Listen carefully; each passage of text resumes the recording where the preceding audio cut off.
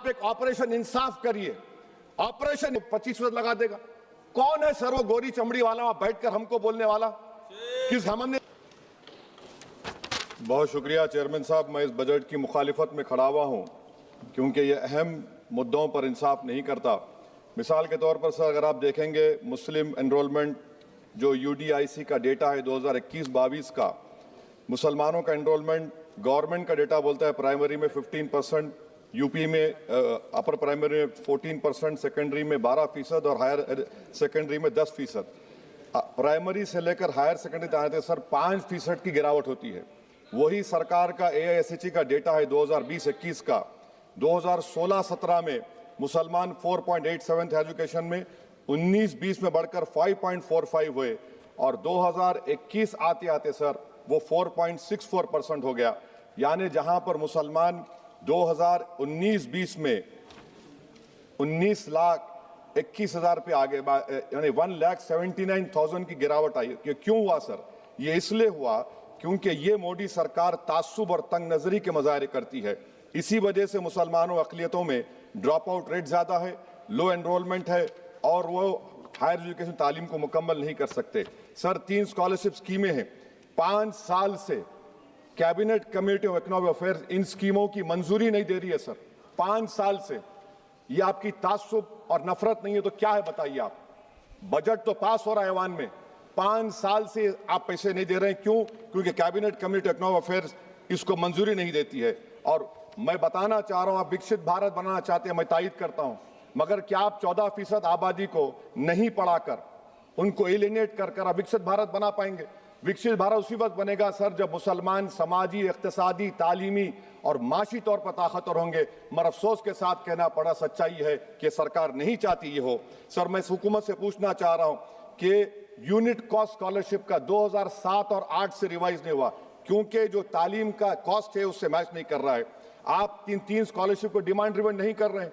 11 साल से आप 10 स्कॉलरशिप नहीं बढ़ाए, वही नंबर ला के रख दिए। मैं डिमांड ड्रिवन करने का मुतालबा करता हूं। सर प्री मैट्रिक स्कॉलरशिप को क्यों 9th और 10th से शुरू किया था?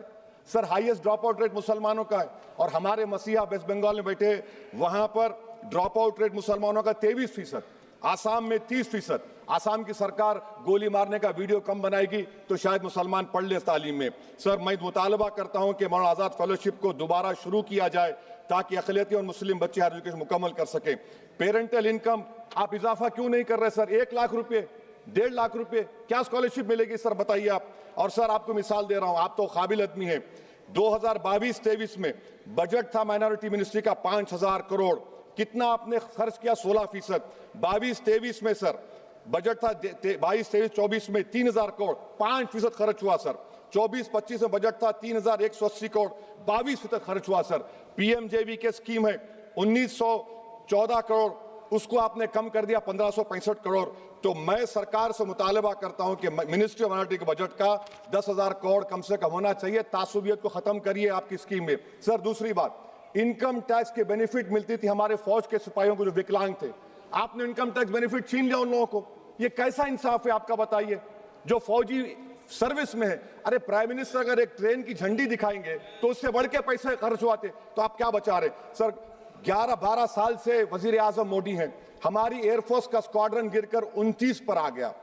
12 साल से आप प्रधानमंत्री हैं, हम एक मिड एयर रिफ्यूलर एवैक्स को नहीं बढ़ा सक रहे। पाकिस्तान के पास हमारे ज्यादा एवैक्स है और ऑपरेशन सिंदूर में हमने देखा कि कितनी तकलीफ हुई। सबमरीन का शॉर्टेज है, आपको फिक्र नहीं है सर।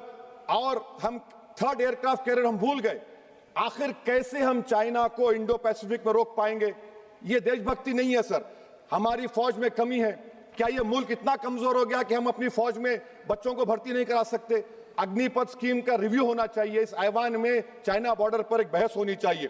सर आप आ जाइए US ट्रेड डील पर, जो ट्रंप ने एग्जीक्यूटिव ऑर्डर 6 फरवरी का निकाला, सेक्शन 4 कोट कर रहा हूं, डायरेक्टली इनडायरेक्टली अगर हम रशिया का ऑयल लेंगे तो 25% लगा देगा।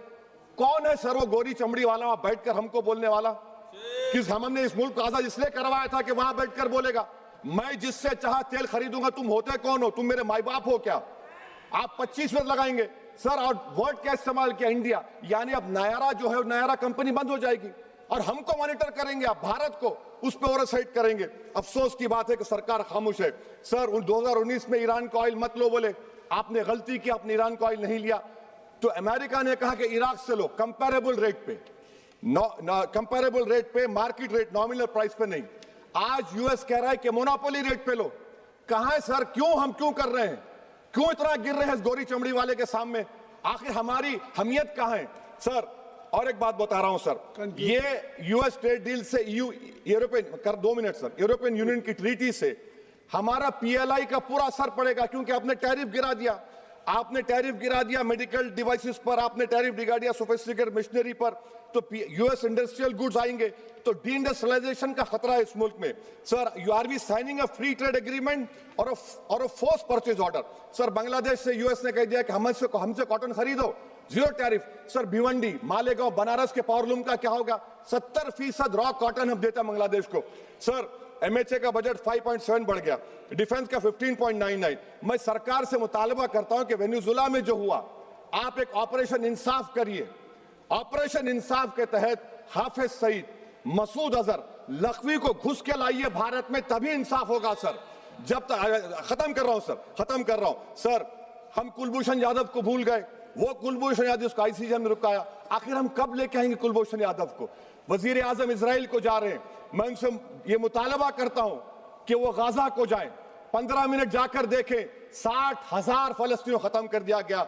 और नेतन्याहू पर आईसीजे का अरेस्ट वारंट है, आईसीसी का, और आईसीजे में केस चल रहा है सर। तो मैं आपसे मुतालबा करता हूं कि वजीर आजम गाजा के बारे में देखें। मैं ज़ायनिज़्म मुर्दाबाद बोलता हूं, भारत जिंदाबाद। और ये सरकार तेलंगाना से नाइंसाफी कर रही है, कुछ नहीं दे रही है। बहुत बहुत शुक्रिया सर। बी सेल्वराज जी பேரவைத் தலைவர் அவர்களுக்கு வணக்கம். பொருளாதார